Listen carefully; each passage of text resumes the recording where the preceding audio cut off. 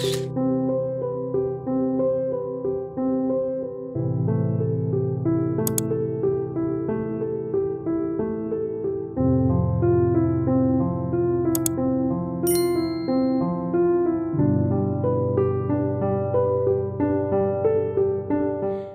everybody, this is the Ship Modelers Library.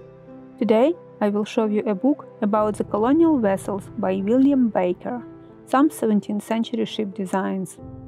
William Baker, a practicing naval architect, gives the details and history of small craft, the shallop, pinnace, bark and ketch which were used by American colonists.